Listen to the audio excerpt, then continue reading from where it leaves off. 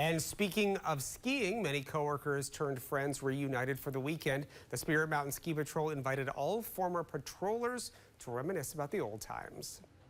Friday, more than 60 alumni returned to the mountain they protected. Today, they relaxed on Park Point Beach with patrollers who served up to 40 years in attendance. Eric, Tom, Bob, and Steve all worked together beginning in the mid-70s, and despite some differences, they had one thing in common. A lot of people did a lot of different things in their lives, but when they got out there, we all loved to ski.